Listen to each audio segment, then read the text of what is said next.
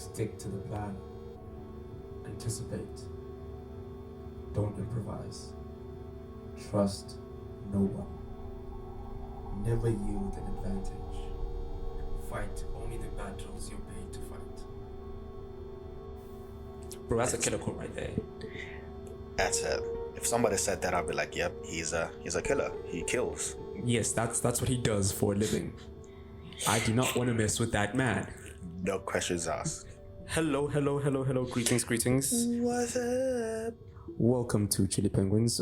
We took two random names and put them together. He likes hot stuff, I like penguins. That's how we got here. There's no other explanation. I am Limo. I am Do. And do you? Today we're talking about The Killer, not the new. Was it? There's a series apparently called The Killer. Yes. Yeah, I haven't heard good things about that, so we're not talking about that. We're talking about The Killer, starring Michael Fassbender, directed by David Fincher. Yes, from 2023. You want to give us the quick synopsis, or should I do that? I kindly give the honors. So, after a fateful near miss, an assassin battles his employers and himself on an international hunt for retribution he insists isn't personal. Dun, dun, dun, dun, dun, dun, dun. I'm gonna do the Peter Griffin. Yeah. Bro, but like off the bat, I have to say, I think similar to the last film we watched, very character centric. Yes. Very. These are films that I highly motivated by the character. Yeah. It takes they occupy almost 100% of the screen. I mean, this one, I think more than other films, this is primarily about him, the killer, nobody else. Because even though we get like other characters, unless the killer himself is interacting with them, they're not there. Yes. We don't get to see. Only Yeah. because they are in relation to him. Yeah, I mean, if like we don't get to see their point of views on things, we don't get to like know more about them. No, it's about the killer. And I think one of the things in the synopsis, it's like when I first read it, I was like, wait, why is he battling himself? Because it says he battles his employers and himself. Yeah. But I think that also like shows because it's like a journey about him and what he's going through and the people that he interacts with. Like, we don't care about the other people. It's about him. And that I think that they knock it out the park, actually. I mean, it's Fincher. What did we expect? Bro, like, funny enough, before we started recording, you were like, before The Killer, we haven't really seen much of Michael Fassbender. Honestly, yeah. He had been in, the X-Men movies that I've never seen. Bro, come on now. I've only seen maybe 2 or 3 in my childhood. Fine, fair. And then he was in Alien Covenant. I remember that briefly. But 2017, 2018, 2019, 2020, 2021, 22, 23. For 6 years, we haven't seen Fassbender. So, the reason why I go there, you mentioned David. What has David done in the last 6 years? Fincher. Yeah. Nothing. That's the thing. So yeah. both of them haven't like actually released something in the past 6 or so, or even more years. I don't even know how many. Like the last thing I remember, the David Gone Girl. Did he do something after Gone Girl? He did Mank in 2020. I remember that. Okay, I don't. At least he 3 years. So not bad. 3 years. Okay, so not bad. But it's like both of them haven't like been around, like constantly delivering stuff. So I think there was a perfect marriage. Yes, they came out swinging. Bro, they came out the whole team actually, heavy. Because David works with the same composers, the same editors. Really? Yeah. Damn. Okay. It's just you can feel. It's almost like who can I put? It's almost like. Who are constant collaborators? There's a lot of constant collaborators in the Childish and Ludwig. Well, in music, yeah. Yeah. Similar to that, people who have a relationship when they come together again, the product feels. That sounds like a Scorsese and De Niro collab. Yes, Scorsese and De Niro, Quentin and DiCaprio in the late years. But them, because it's edited by Kirk Baxter, who usually edits with Mr. Ross. No. And Ross is the music composer together with Trent Reznor. They do the music. Okay. Then the sound designer is Red Kleiss. Bro, Honestly, I had appreciated editing, as an ordinary film goer. But after watching The Killer, I don't know what happened. But I was like, oh, I love editing now. Bro. For me, that was the highlight of the film, amongst many, many other things. But you know what I hate, bro? What do you hate? We'll get to that. Like, I know I'm bringing this up now, but because we brought up the editing. Like, the first, I don't know, was it 20 minutes of this film? Yeah. Or so? I think there was a lot of people who were like, they'll watch that and like, it's a boring film, and they turn it off. And I'm like, are you serious? Bruh. Because I think it's very different from what people expect, especially with the title again. But then it's also like the way it's shot, the shot selection, and the edits, and especially like when we get to the point where the gun fires, I'm like, what? Are you insane? Bruh. Are you insane? No. It's almost like the title says action, but the movie says thriller. Yes. Yeah. And the movie is very personal in how I feel like it's very personal in how it's shot. Very, very personal. Because it's as you said, it's like it's about him. Yeah. And nothing else. And it's not easy to make a movie like that, because as you can easily lose the audience. Number one. Number two, if the drama is not enough, the movie can fall flat. Very flat on its face.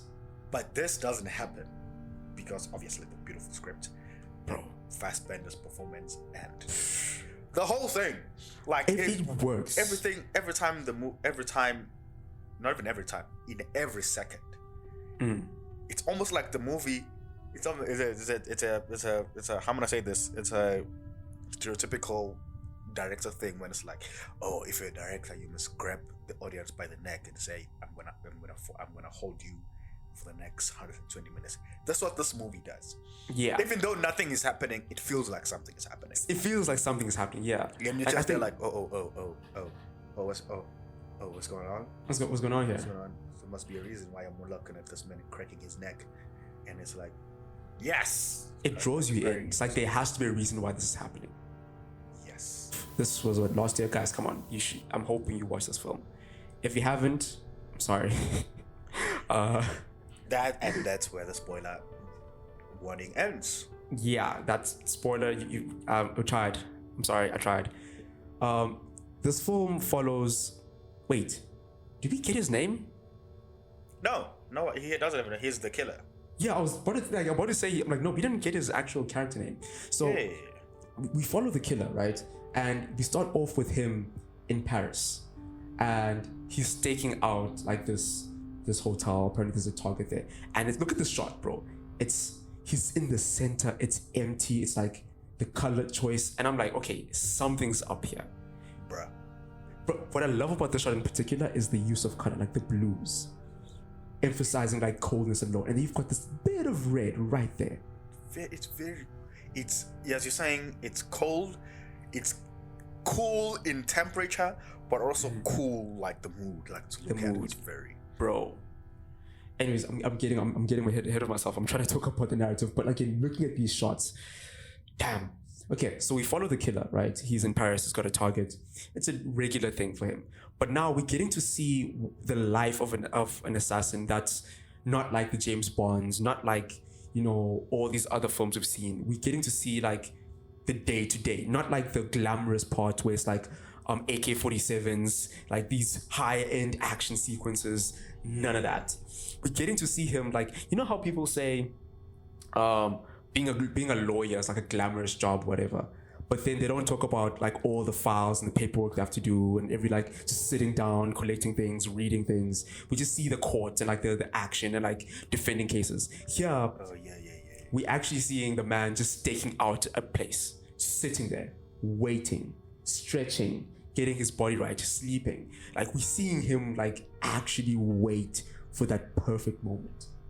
And the thing is, even he doesn't know, like we don't show if, because he's waiting there. If he knew exactly when they'd be there, he'd show up at that particular time. But he just knows that they're gonna be there eventually, so he's staking out and he's waiting. And the character, the target finally gets there. He preps his gun. He sees the target. The target has a female lady has Female ladies. Bro, where was that? Is that from Kojo in? Yay. I still remember that. Oh no, it's like Rasta to get a pizza, and then when I'm anything, they're trying to make a reunion. I don't know if they're trying to make a reunion, but I saw it on Instagram and I was like, Zeke and Luke are still Zeke alive. and Luke? Okay, damn. Okay, what a throwback. But bro's got a lady there. She's doing the sexy time. Man gets the shot ready, and she gets in the way as he shoots. Now, man has never failed before. So he's like, okay, crap. What now? So it goes on, like, he tries to shoot again, but they close the curtains. He doesn't get a good shot. He immediately packs up, gets everything, and goes on the run. He's got like a little scooter, avoiding cops. It's not like a high chase scene, because they don't really know he's there, but he's being extra careful. Like, yes. And the not thing taking that any chance. The thing that heightens the drama is the fact that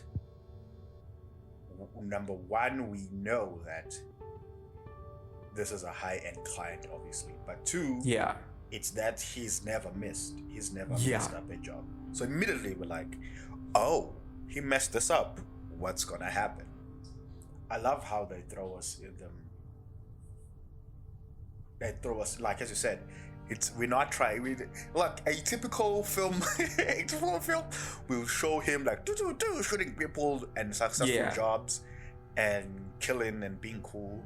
I love how here we're thrown into the mess of action where he messes up, because it draws us into so it's not that great. He messed up, but then the duration of the film shows us how efficient he is. Very. So and they're like, no. Yeah, he messed up, but look how badass he is. And then we're like, oh, yep, he is. And he's very careful too. Like extremely careful. I love how in like his mantra where he's like, don't improvise. Anticipate, don't improvise. When he messes up, he doesn't try to improvise. It's like, okay, that failed. I'm gonna leave. He doesn't try to, I'm gonna solve it this way. So initially, he sort of sticks to his mantra and it's like, okay, this one is over. Because I think, you're not gonna mess up. You're gonna mess up more. You're gonna mess up. Because when I watched this film, I think twice. I remember watching it again, and I was looking at after he took the first shot, they closed the curtains. I was thinking like, wouldn't he just like shoot like 2 or 3 times and hope to get it? But then it's like, start firing. But then I'm thinking to myself, if you think about it in his way, in his mantra, the longer he stays there, the longer he risks getting caught. Yeah. So don't improvise. Because this is not just a nobody. This is a highly protected client. So security stuff, they're gonna find him. Yeah, and obviously, like, now then they'll know, okay, the shots came directly from there. It will, like, lead back to him and all that stuff. So his mantra really worked out for him. He's like, nope, okay, cool. Don't improvise. Stick to the plan. And, bro, even, like, when he's getting away, he's making sure. Goes to a place, he throws his helmet away, goes into, like, this, it's like a car place where, like, they fix cars, whatever. He doesn't go to, like, a garage. Or like what do they call it? A gas station? Back room. Literally just some shady back room, and then like he's got like his disinfectants and stuff like that. Washes his hands, his face, everything. Then puts his, like, there was a moment in the hideout where the security guards came to throw in the mail. That was intense. That was, I'm like, oh, this poor bastard's about to get shot in the face. Bro, me too. I was like, this dude's about to die. But he was so calm. I was like, all right, cool. Bro, but like, so when he was getting away, I was thinking to myself, okay, cool, I get washing his hands, disinfected and everything, but like, why are you shaving, bro? Bruh, guys should be careful out there. But like, man was like, I'm not taking any chances. No. Like, 0 chances. And chances are, he has this routine whether he fails or succeeds. Yeah, that's what I was thinking. Like, this is what he planned on doing, and then going to the airport because he's like, I'm getting out of here. Even in the whole, like, remember he went to the airport. I think he had to take 2 flights, right? So in that first flight, he's like checking out everybody that gets in. Like and then he sees this person, and I think he sat in front of him or something in like a suit, and he's like, okay, I see you. Who was this man? I was also like, I'm like, okay, is he like another assassin? What? He's looking at him. He's like, because in his brain, I don't think he knows who he is, but he's also like, you're suspicious. Yes. And then sees him like in like the waiting room for the next flight, and he's like, I'm gonna change. I'm gonna stay and I'm change my flights. I'm like, bro, he's not taking any risks. Any risks, bro. Actually, before that, like, I remember he was in line to like get the passport and stuff done, and he was just looking around. There was like this dog. Yeah. The dog wasn't barking or anything. The dog was looking at him. He was looking at the dog, but then he was like, nope, goes to the bathroom. Anticipate, don't improvise. Bro, any possible area of troublesomeness, the man anticipates everything. Yeah, so man flies home, right? So Dominican Republic, and goes to his place, and as he arrives, he immediately spots like footprints, and he's like, oh shit, okay, something's up. I love how, bruh, this is how you know these are superior scripts. By the way, fun fact. Yeah. Which speaks to the brilliance of this film. Andrew Kevin Walker, the writer, is the same guy who wrote Seven, so you can imagine. Oh damn. Brilliant. Anyway, I love how, bruh, every time this happens in a movie where they don't give us the answer, as you're saying, we're speculating who is here, whose blood is this, what happened here. Bro, I'm like, what the hell is going on here? Plant those questions in your head, and usually, think about this. If it was a very, I'm gonna say this, insecure writer, the man would have been walking around like, "Honey, are you okay? Hello." And we're like, basically telling us, okay, obviously it's like a wife or like girlfriend or something. But they give us we don't get any of that. There's music playing, there's blood, there's universal term, there was forced entry. but then we are genuinely like, what happened? Who is here? And the writer's like, don't worry, bro, we'll give you that information right now. Just look at the crime of the scene of the crime. And to me, and it looks brutal, bro. That's just a little hint of how beautifully written this film is. Because it's like, it would have been easy to be like, okay, we're gonna show pictures. Because part of me was also waiting for pictures. Let's see who's on the wall. Yeah. Maybe. I was actually thinking that, okay, like a frame or something. I don't know, maybe I missed it, but I didn't see any of that. He first goes to like the hospital and finds out that, okay, it's his girlfriend that they came in the house looking for him, and he wasn't there, and his girlfriend was there, and then you saw the scene, like, but like the brother of the girlfriend is like, she didn't say anything. I know your line of work type of thing, and he's like, but obviously he's clearly worried about his sister.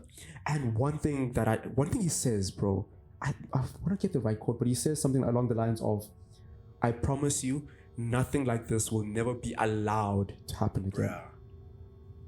Bro, like that? Because usually someone would say, something like this will never happen again. Like, that's what I would pay, whatever the case may be.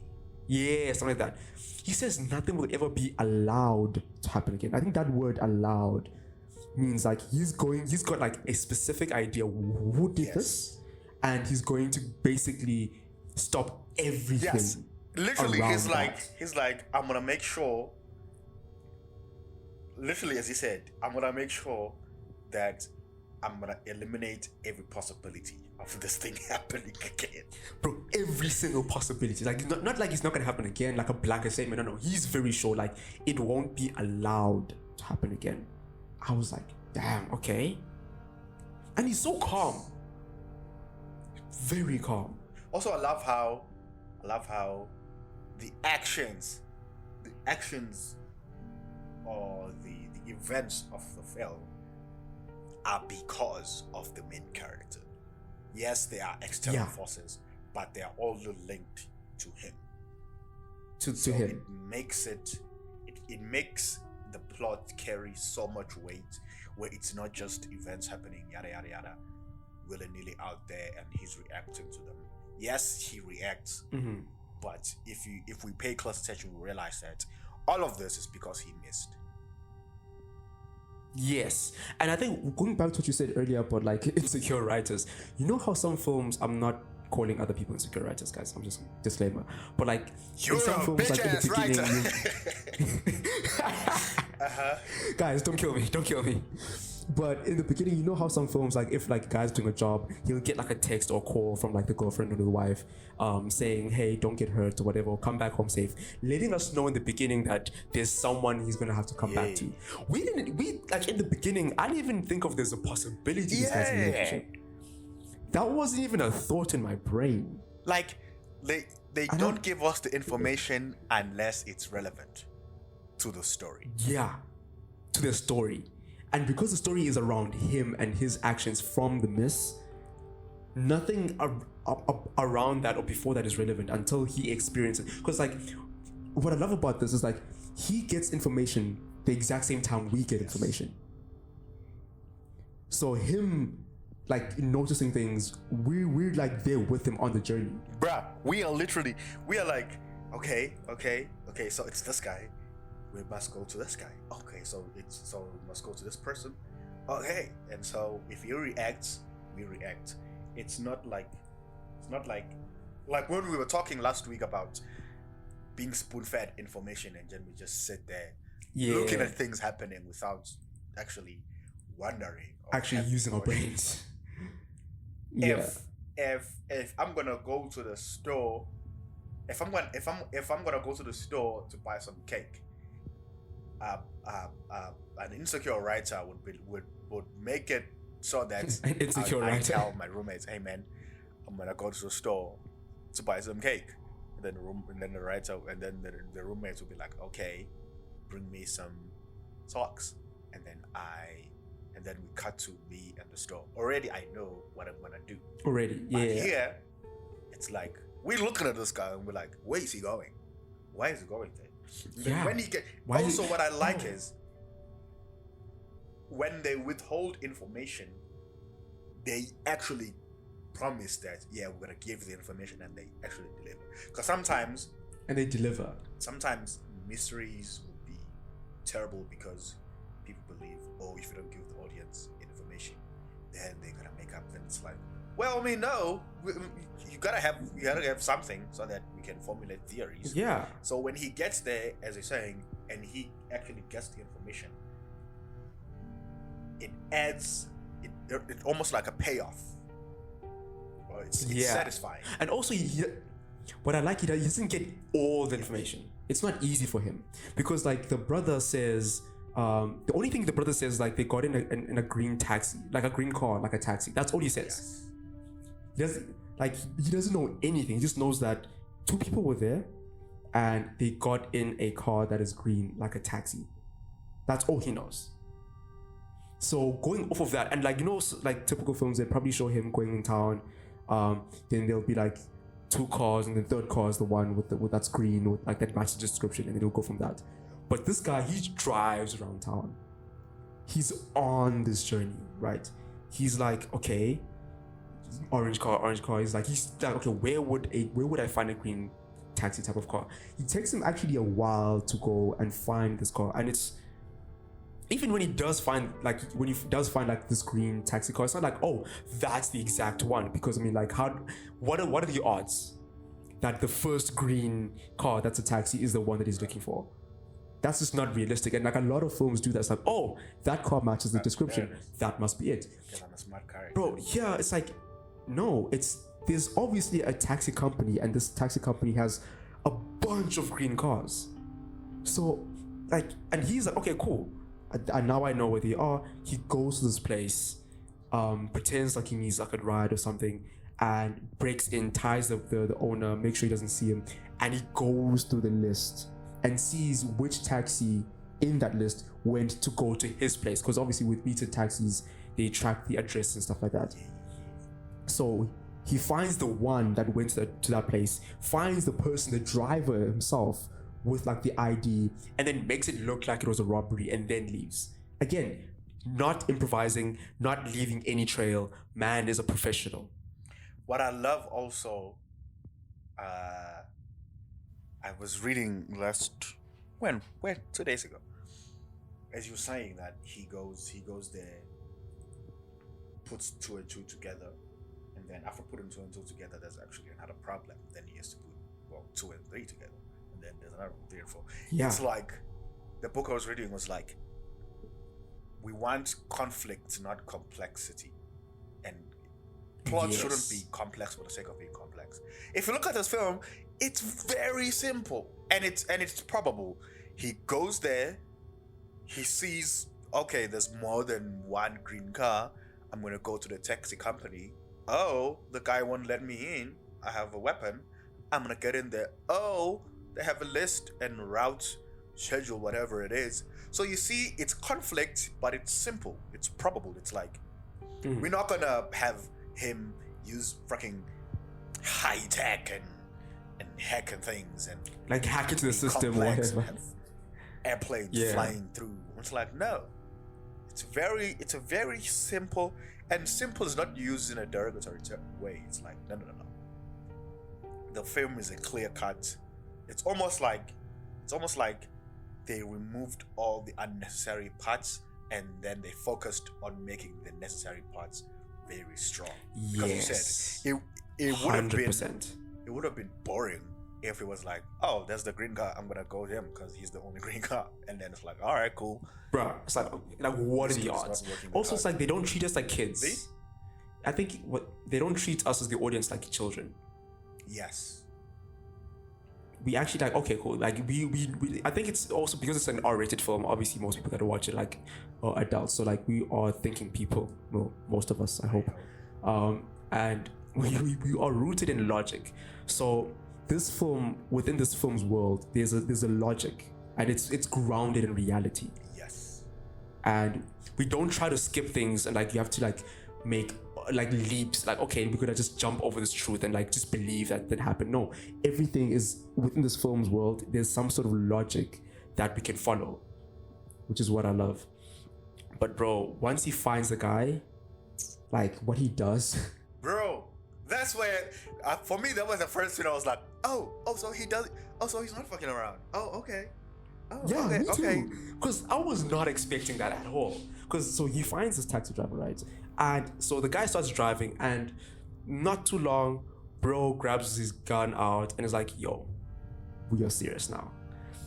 Like, he asks him about like, okay, so now, because it's also like, he wants to know who the people were, right? Because all he knows was this taxi. So he solved one checkpoint. Okay, we now in the taxi, we've got the driver. Now we need to find out who those people were. And the taxi driver like gives him a description eventually, like after he sees, okay, this man is serious. Gives a description of who they were. I love how he describes he's like the brute and this one girl that looks like a Q-tip. Yeah. Bro, I'm thinking he's gonna let him go. I was like, okay, you don't have to kill him. He's like, he just drove. He didn't do anything. He was just a driver. But man is like, nah. He lives like no trace. Bro, and what was so insane but also smart, he basically leads him to where he parked his car. Yeah. So it's just easy getaway. And the fact that he parked his car in such a weird remote place, that's like, okay, he definitely thought about this. He flies to America, using these like fifth or like sixth different passports. At this point, he's going after like the I want to say the admin people behind this whole killing thing, and obviously they're very careful. They're not just gonna let him in. Like, imagine you let like a hired assassin in. Stick to that. I also love how they don't they don't show us the plan. They don't, there's no montage of him like take it, and then I'm gonna go to this man. Okay, I'm gonna kill them. No, Yeah. I know. It's like, as you said, Like getting everything blueprints and we stuff like that. discover with him. So he has a plan Yes. in mind, but the filmmakers, they're not telling us the plan, they are showing us the plan. Exactly. And like you said, we're discovering everything with him. A lot of the actors, even though like because we're with him the whole time, whenever we meet other characters or introduce other characters, it's like they don't squander those opportunities. They actually show up. Even though their roles are limited. Oh yeah. Like they act their asses off. Because even the secretary lady. Bro, bro, that's the only death that genuinely made me sad. I'm not gonna lie. But again, stick to the plan. No, but it gets to me, bruh. It's so sad. I'm even getting emotional right now. Cause lady was like, at least make it. Cause the lady knows this man, he's not gonna let me go. So just Yeah, that's the thing. What I love about it, like she knew.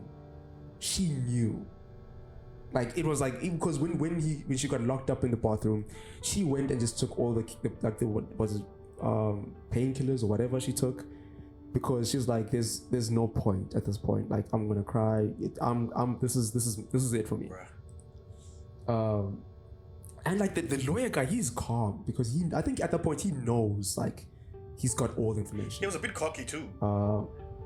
Yeah. Because I think he was like, you know what, this is the protocol. He'd like, I didn't think you'd go home. Like, why would you go home? You've got all the money in the world. Like, you know, this is what we do. But again, going back to what he said in the hospital, he'll make sure that this thing is never allowed to happen again. Right. So he's going back to the source, bro. But also they messed up. And I was like, also, this company is kind of weak because if the person who messed up is not there, what do you think is gonna happen if you fuck up his wife? He's gonna be like, oh no, bruh, that's sorry. the thing. I'm gonna take it and sit here. What? I'm just gonna be like, oh, okay, it's fine. You just killed my wife. It's fine. I'm gonna move on, bro. Like, nah.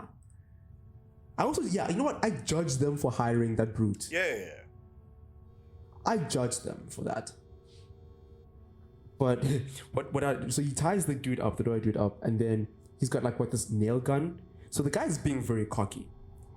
And then he's like, I know you've got like backups, just show me where. And then the guy's being like, dude, nah, I'm not doing, like, he's not doing anything. He's being very resilient. Bro staples like 3 nails to his chest. Just like, soup. What? Bro, I was like, whoa, calm down. And then he's got this internal monologue, and he's like, the average man weighing this however many pounds will take about this long to suffocate and die. And then he dies a lot quicker than that. And he's like, well, it's like, well, shit. Now that plan's gone down the drain. But it also shows how it also shows how he's slowly miscalculating. So now because of his emotional investment, his approach is slowly being tainted with. And we kind of seeing that. It's in the background, but it's like, he's becoming it's almost like he's becoming more wrong now because of the emotional investment that he has. Because usually he doesn't get, because he does say empathy is weakness and something like that. So now that obviously he does this girl, it's starting to be a weakness. Like, I'm seeing that weakness in the way he messes up the calculations. Bro, it's like it's slowly starting to creep in. Like, he's not this, obviously he's this cold, collected killer, but like there's a bit of like the man inside there as well. Yes. But then I think what the secretary does by offering up the information I think that was her bargaining to make sure that her death looks, because what did she say? Like, please make it look right so that my kids can have the insurance money. Because otherwise, she could have just disappeared. He could have made her disappear. And the worst part is that, not even the worst part, another part is that when she asks that, make it look like an accident so that the kids couldn't get the insurance. That's actually the first time we see him almost agree to a request. Yeah. The first time the kid, he didn't agree. The kid was like, no, man, no. That was it. Bye-bye. The man, the lawyer guy, tried to bargain in the pocket way. 3 nails to his chest. The secretary, she asked, and then she was like, now we seeing, but this man cares. Yeah, but also it's like she's like, I know what you want, and she used that as a bargaining chip. And then, but I'm not gonna lie to you, I thought maybe he's gonna let her go. I don't know why. I thought that as well, bro. I think in her heart she knew it was over, but I think part of her maybe might have had a bit of hope, and that gave me hope as well. Like, maybe, like when they were sitting, and she's telling him, like, the details, go through letter M, go through this number. It looked like, oh, she might let her go. He's cooperating, let her go. And he's very calm. But nope, as soon, bro, because like he gets the information, he's taking the stuff, and then she's walking in front of her, and I think she's about to say something. Yeah, she was about to say something. And with like in 3.2 seconds, bro just snaps her neck, and I'm like, sorry, what? Bro, he left no crumbs. That death got me, bro. I was like, oh no. Not the secretary lady. She wasn't. We don't know much about her, so I can't say she was innocent. But like, I mean, she's in a contract to kill a business. Fuck being innocent.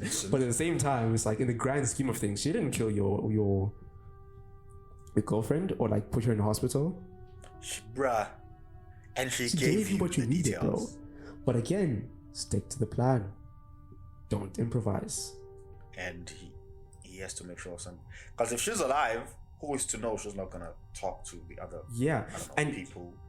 You know what the plan is? The plan goes back to what he said in the hospital, making sure that nothing like this is ever allowed to happen again. So nothing can get back to him. Because it's the company that allows. Yeah, so he has to go for the company. And bro, he's making sure that nothing goes back to him. But like, yeah, he gets the information, goes after like the brute guy in Miami, I think. I personally think that fight is the best fight of 2023. It tops anything I saw in John Wick. For me, that is the best fight I've seen in a long time, bro. That fight sequence is beautiful. Do you know why I like that fight? Because I think in 2023 there were other fights that were probably better choreographed, but there's also the reason why I really like this fight, because it doesn't feel like it was choreographed. It felt just like this man is, because I think his goal was like just to get there, shoot him, get it over with. Now he has to fight. Little did he know. And bro, it is brutal. I remember the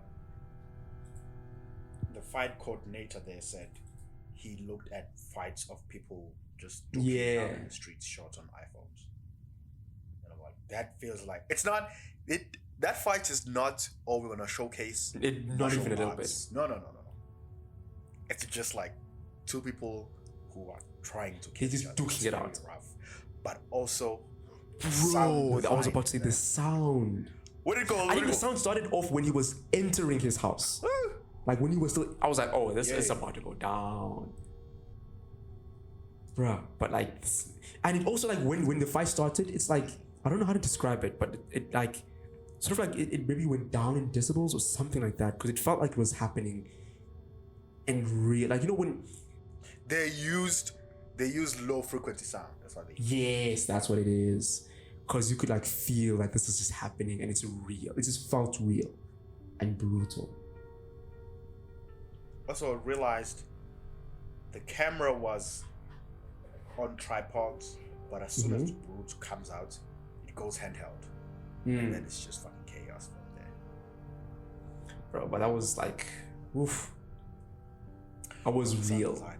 For me, it's the real. editing and the sound design, particularly Yeah. the scene where I was like, okay. I mean, Atticus is a brilliant editor. Oh, fun fact! I learned that when the killer was in the kitchen and he opened the drawer and found the grater there, that was improvised by Fassbender. Really? Yeah. So apparently, because David Fincher is one of my favorite directors of all time because of his attention to detail. So the kitchens, they are all dressed, even though they're not going to be used. There's shit in the drawers. Imagine that. Oh, okay. Because I was thinking to myself, like, what? So when he opened and pulled out a random object and he pulled out a grater, that is his genuine reaction. And Fincher was like, okay, remove everything in the drawer and just leave the grater. And just leave the grater. I love it. So good. Bro, that's nice. Because I think that's also what added an element of realism to it. Yes. Because I think like that's you expect him to find a knife or something like that. Yeah. But like also they showed him run away. Very rarely we see the main character running away from a fight, like genuinely be scared of his life. Bro, that's what made it felt very real. And it's like he's also experiencing this for the first time. Like he wasn't ready to be like, because he thought like he was gonna get in there, 2 bullets or 1 bullet to the head, leave. But nah, this is like now he's facing another assassin. He's not facing like another an admin person or a taxi driver. This is someone who also does this. But I also like the contradictory between how he handles the brute versus how he handles the lady in New York. But spoiler alert, he does eventually kill the brute.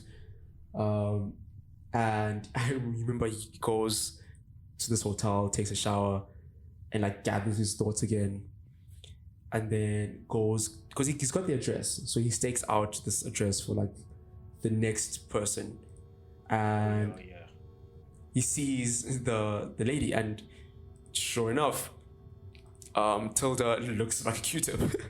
No offense, Tilda. Yeah, no offense, Tilda. No offense. No, love you. And okay, so I think I like his approach this time, because there was a moment where he's driving next to her in the car, and he could have easily just like silences to the gun, across the window, 1, 2, done, move along. Yeah, and I think that's also what they knew we were expecting. That's why they held on those shots. Like, when is it gonna happen? When is it gonna happen? And it's when we least expected it. Bro, I like how it's like, so I like the not the contradiction, but like the difference in how he handles situations, because one is like this very real, brutal fight, and then the other is this very real conversation. It's almost like he likes hearing them talk so he can get more information, but at the same time he's almost like he hates giving them hope. Yeah. Because it's like, don't try to beg, but at the same time, hey, tell me things. Because I think he is saying no, because he usually says, don't get involved, don't have empathy, don't have everything. And she's like, you act like you don't like what you're doing, or you act like you don't like this happening, but deep down, it's part of, it's not necessarily part of who you are, but part of who you are, and you like it as well. Yes. And you act like you're this soulless robotic person, but not really, because he from the beginning of the film, with the mantra is like, stick to the plan, don't have empathy because empathy is weakness. And the last guy, he doesn't kill because he acts like there's no empathy. But for the first time again, he sees that this man doesn't even know what's happening. So now I feel empathy, but I've been feeling empathy all this time because they did something to my girl. But also, I wouldn't know if I would say it's more of like a semi-open-ended ending. Because, I mean, one would argue that he doesn't really feel sorry for the guy. Or he does feel sorry, but chooses not to say it or to show it. Yeah. Or feels like, okay, my work is done here. Because that was the plan. The plan was to kill everybody. I think that's why they didn't tell us that he was going to kill everybody. Because if he did that, then it would have been obvious that he didn't stick to the plan. Yes, they never told us the plan. We just knew that there was a plan. Yeah. But yeah, no, I think, bro, this film, brilliance. But like you mentioned, David, bro, the directing by David. Like, as opposed to, like last week we were talking about Manchester by the Sea. Manchester by the Sea is sort of laid back, and it's like this is just the lives of the people. This one is like, it gets in there. It's like, look at this guy forever. Bro, it's real. Bro, what I like about this film, like you said, Manchester was very subdued, like very chilled. Here we've got like even the shots, the editing, everything is different. Like the use of color. Like you get like these blues, these like greens to showcase. Like I think I like how they use color here, the color grading, just to give us more about the character, more about what he's thinking, more about like his psyche. Because the blues they use, bro, it's like, okay, this dude is very isolated in a way. He keeps to himself. And in scenes when there's a bit of warmer lighting, it still feels like the way they grade it, they don't highlight the warm. It's like it's very desaturated. Oh yeah, it would have been weird if it was. Because it's not trying to be. It's not trying to be. What's the word? Showy. Yes. Showy is the word, but it's very. It's not trying to be polished, clean, sleek, assassin. It's very grounded. Yeah. And also, Fincher likes this color palette, the browns and the blues. Yeah, he does. It's also like the color palette in Gone Girl, that browns and the desaturated greens and all that. It's always nice because it's like it keeps you. I feel like it plays the line of sometimes it's in the horror neighborhood without being scary. Yes. And then it comes back. And then it's like, this is fucked up, but we're gonna come back. It's not.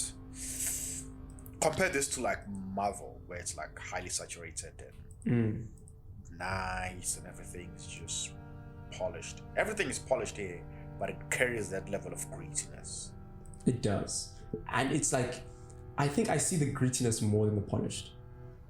But it's also not too gritty where it feels like it's low budget. It just feels very grounded. Yes. It would have been cheesy. It would have been easily cheesy, but somehow the team made it very, very. It's a very strong film. Like it carries so much weight. Yeah, no, it does. It really does. I think everything just worked very well together. Like the score, the editing, the color. Like, oof. Now props to the team. Ooh. Dude, props to the team. They really worked here. Let's do final thoughts. Final thoughts on The Killer. My final thoughts is I wouldn't have minded if it was longer. That's my final thought. Actually speaking, I agree with you. Like, I know what I love. I remember I mentioned this earlier. I liked how grounded it was and how we felt like we were with him on his journey. Like, we were with him and we discovering things as he discovers things. Like when he meets people, it's like we don't see those people when they are on their own, or we don't like see those people's points of views. We only see them when he interacts with them. So I wish, again, if it was longer, or you know what it was, not even if it was longer, I think this is good for a theatrical or Netflix cut. I want a director's cut where there's like 3 or 4 more people he has to interact with, like he has to go through. Yes, but also that's how you know the nice. movie's good, when you leave us wanting more. Yeah. But I think, final thoughts. I love how grounded it was.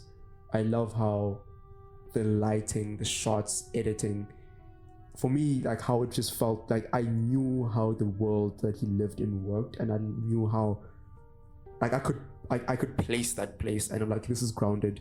This is how this place works. And we're talking about this character who is used to doing things perfectly and now has to deal with an imperfection that caused like this whole journey that he's on. But yeah, really love this film. Really love this film. Ladies and gents, people on the airwaves, it has been good. We shall ramble on about the drop next week. Yes, sir. We're signing off. We'll see you guys next week. Cheerio.